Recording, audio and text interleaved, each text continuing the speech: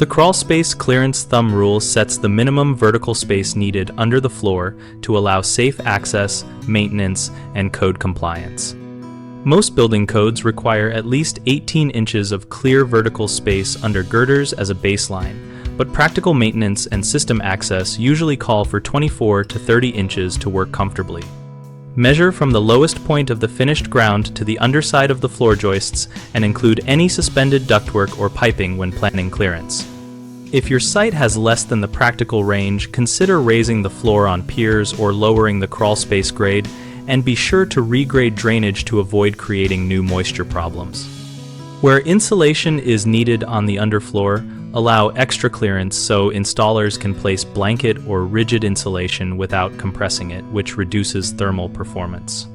For low clearance situations, consider full encapsulation with a vapor barrier on walls and floor, and use a dehumidifier sized for the cubic footage to control moisture and mold.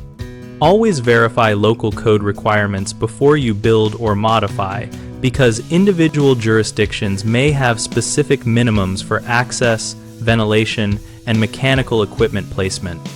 Common mistakes include assuming the code minimum is sufficient for maintenance and then struggling to replace plumbing or ducts, which you can avoid by designing for at least 24 inches when foreseeable equipment work is required.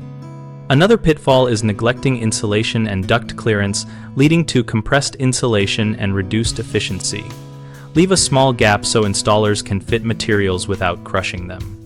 A frequent issue is moisture when the space is low, and the practical fix is encapsulation and mechanical moisture control rather than relying solely on vents, which do not solve humidity in many climates. At bighomeprojects.com, we help homeowners find local contractors and read real project discussions to assess approaches to crawlspace clearance and encapsulation. We connect contractors to project leads and maintain a discussion community where members share tips, contractor experiences, and practical how-to steps.